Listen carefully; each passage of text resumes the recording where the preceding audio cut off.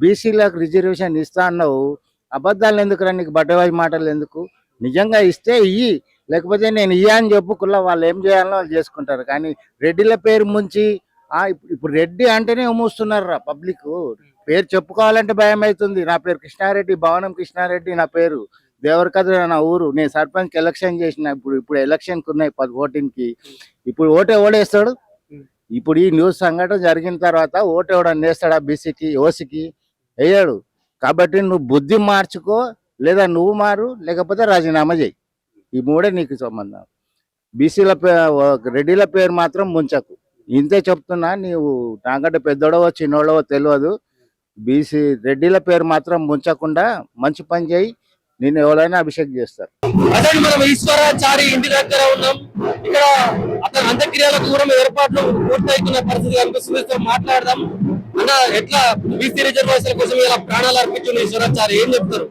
చాలా బాధాకరమైన ఈ కాంగ్రెస్ ప్రభుత్వము కామారెడ్డి డిక్లరేషన్ లో 42% మన ప్రజలు అడగకుండా ఇస్తామని చెప్పేసి నమ్మించి బీసీల ద్వారా ఓట్లు దండుకొని నమ్మక ద్రోహం చేసిన పార్టీ కాంగ్రెస్ పార్టీ. కాబట్టి తక్షణమే మేము ఒకటే డిమాండ్ చేస్తా ఉన్నాము, తెలంగాణ రాష్ట్రంలో ఉన్నటువంటి ఎస్సీ ఎస్టీ బీసీ మైనార్టీ ప్రజలరా, ఈ దొంగలను నమ్మకండి. మనమంతా ఏకమయ్యి ఈ ప్రభుత్వాల పైన ధర్నాల ద్వారా వాళ్ళని గల్లాపట్టి అడగాలి తప్ప ఇలా ఈశ్వరాచారి లాగా ఎవరు ఆత్మహత్యలు చేసుకోవద్దు. మరి ముఖ్యంగా ఈ తెలంగాణ రాష్ట్ర ప్రభుత్వానికి, కాంగ్రెస్ పార్టీకి, రేవంత్ రెడ్డి గారికి మేము ఒకటే విజ్ఞప్తి చేస్తా ఉన్నాము, డిమాండ్ కూడా చేస్తా ఉన్నాము. ఈశ్వరాచారి గారి మృతికి మేము సంతాపం తెలుపుతూ మీరు తక్షణమే ఆ కుటుంబాన్ని అన్ని విధాలుగా ఆదుకోవాలి. ఆ కుటుంబానికి ₹1 కోటి ఎక్స్గ్రేషన్ ప్రకటించాలి. అదే విధంగా ఆ ఈశ్వరాచారి గారి పిల్లలని ఈ ప్రభుత్వమే పూర్తి కార్పొరేట్ విద్యలో చదివించాలని మేము డిమాండ్ చేస్తూ ఉన్నాం. ముఖ్యంగా ప్రభుత్వం కూడా బీసీలకు 42% రిజర్వేషన్లు ఇస్తామని నమ్మించి గొంతు కోసినట్లయినా ఈ సిచ్యువేషన్ చూస్తే బరాబర్ నమ్మించి గొంతు కోసినట్టు అన్న. ఎందుకంటే అసలు ఎవరు మనం అడగలే కదన్నా 42% రిజర్వేషన్ కావాలని వాళ్ళ మేనిఫెస్టోలో పెట్టమని మనం ఏం చెప్పామా? చెప్పలేదు. కానీ వాళ్ళే పెట్టి ఈ రోజు నమ్మించి ఇక్కడ అసెంబ్లీ ఎన్నికలు అయిపోగొట్టుకొని, పార్లమెంట్ ఎన్నికలు అయిపోగొట్టుకొని ఈ తర్వాతకి శుభ్రంగా ఓట్లు దండుకుంది. ఇప్పుడు స్థానిక సంస్థలకి 42% ఇవ్వలేము, దాన్ని తీసుకొని వచ్చి 17% తీసుకొని వచ్చి మరి నమ్మించి గొంతు వచ్చినట్టే కాదా అన్న? ఇది బరాబర్ ఈ కాంగ్రెస్ ప్రభుత్వం చేసినట్టే, ఈ రెడ్డిల ప్రభుత్వం చేసినట్టే. కాబట్టి తక్షణమే ఈ రెడ్డిల ప్రభుత్వానికి ఇప్పుడు రాబోయే స్థానిక సంస్థ ఎన్నికల్లో దయచేసి ఎవరు కూడా ఓట్లు వేయకండి. కాంగ్రెస్ అభ్యర్థి బలపరిచిన వ్యక్తికి ఈ సర్పంచ్ స్థానిక సంస్థ ఎన్నికలలో దయచేసి ఆ పార్టీని బైకాట్ చేయాల్సిందిగా మేము డిమాండ్ చేస్తా ఉన్నాము. ఎట్లా వస్తారు సాయి ఈశ్వరాచారి మరణం? ఇది ప్రభుత్వ హత్య. ముమ్మాటికి కేంద్ర రాష్ట్ర ప్రభుత్వాలు ఈ హత్యకు, ఇటు కాంగ్రెస్ ప్రభుత్వము అటు బీజేపీ ప్రభుత్వము ఈ సాయి ఈశ్వర్ ఆత్మాహుతికి బాధ్యత వహించాలి. నాడు సోనియా గాంధీ గారు మరి కరీంనగర్ లో ప్రకటన చేసి మీ మనసులో ఏముందో తెలుసుకొని, నాకు తెలుసు నేను మీ ఆకాంక్ష నెరవేరుస్తాను మాట ఇచ్చి కేసీఆర్ గారి 11 రోజుల దీక్ష తర్వాత రాష్ట్ర ప్రకటన చేసిండ్రు. మళ్ళీ సీమాంధ్రుల నాటకాలను, దొంగ నాటకాలకు మళ్ళీ ప్రకటన వెనక్కి తీసుకున్నారు. ఆ సందర్భంగా వందలాది మంది తెలంగాణ బిడ్డలు బలయ్యారు. ఇప్పుడు మళ్ళీ కాంగ్రెస్ అదే ఎత్తుగడ, మరి జనాభాలో సగానికి పైగా 2.5 కోట్ల మంది బీసీ బిడ్డలు ఉన్నారు. మరి వాళ్ళ ఓట్లు కావాలి, అధికారంలోకి రావాలి, గద్దెనెక్కాలి. అందుకోసం బీసీలను మోసగించడానికి ఎత్తుగడ వేసి కామారెడ్డి డిక్లరేషన్ పేరుతోనే అనేక హామీలు ఇచ్చి, అందులో ప్రధానమైనటువంటి హామీ ఈ బీసీలకు 42% స్థానిక సంస్థల్లో రిజర్వేషన్. మరి దానికి సంబంధించి బిల్లు అన్నారు, అసెంబ్లీలో పెట్టారు, అన్ని పార్టీలు అంగీకరించినాయి. బీజేపీ కేంద్రంలో ఉన్న బీజేపీ కూడా అంగీకరించింది. తర్వాత ఆర్డినెన్స్ అన్నారు, తర్వాత జియో అన్నారు, ఢిల్లీలో ధర్నా అన్నారు. ఇవేవి చేయలేదు.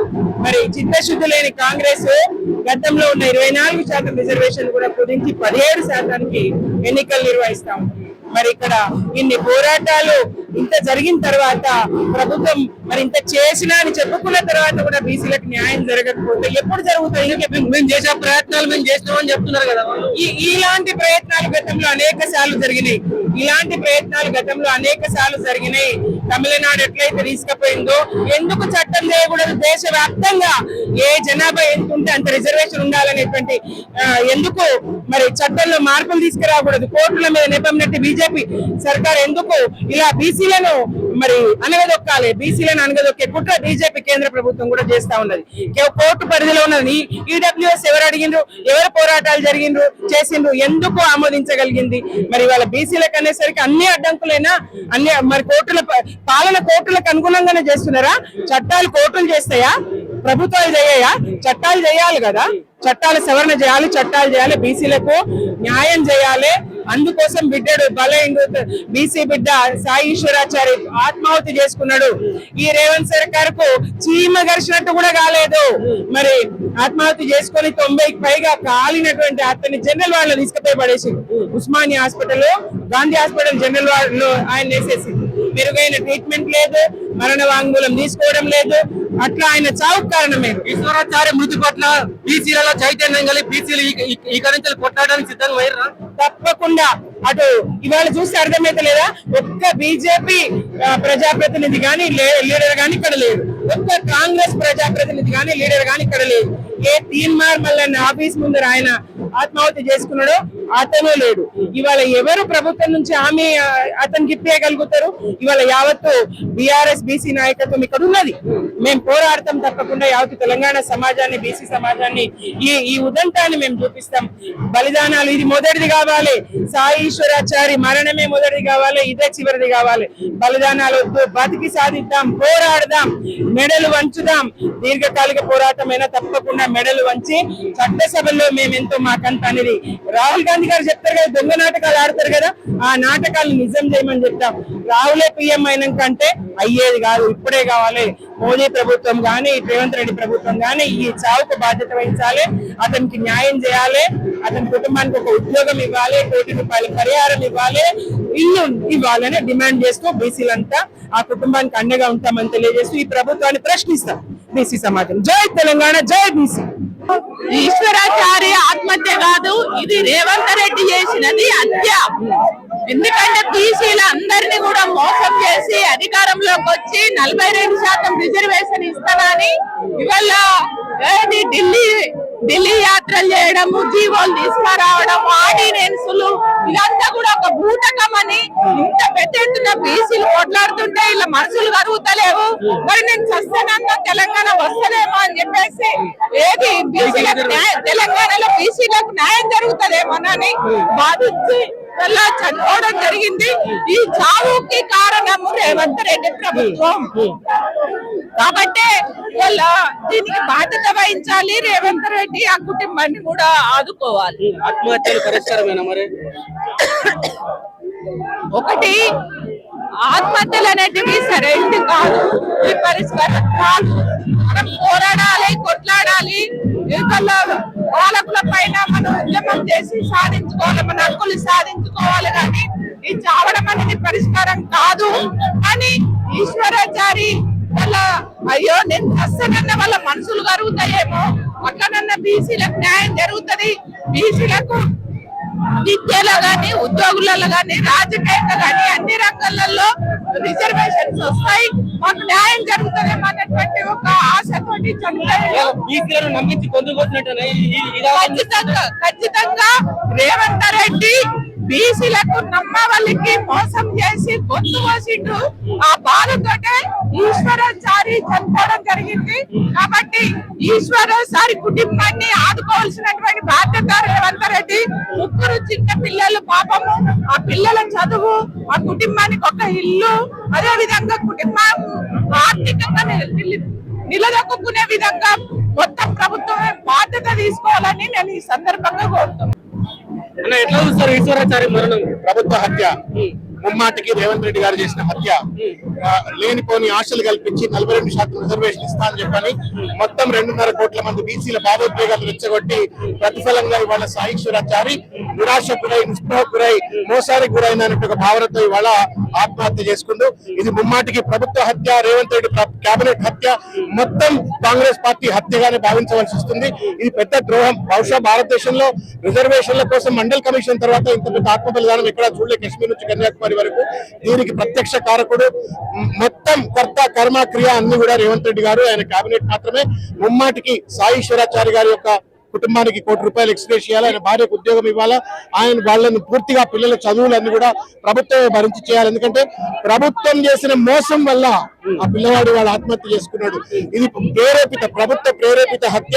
కాబట్టి ప్రభుత్వం బాధ్యత వహించి వెంటనే ఆ కుటుంబాన్ని ఆదుకోవాలి. అదేవిధంగా బీసీలకు చేస్తున్నటువంటి మోసపూరిత వైఖరి నుండి వేనాడి న్యాయం చేయాలా, సామాజిక న్యాయం చేయాలని చెప్పి కోరుతాను. ఇప్పటి వరకు కాంగ్రెస్ నాయకులు ఒక్కరు కూడా స్పందించడానికి వారి పరిస్థితి ఏం చెప్తారు దీని గురించి? దొంగలు వాళ్లే కదా, హంతకులు వాళ్లే. హంతకులు వచ్చి సంతాప సభలు ఎట్లా పెడతారు?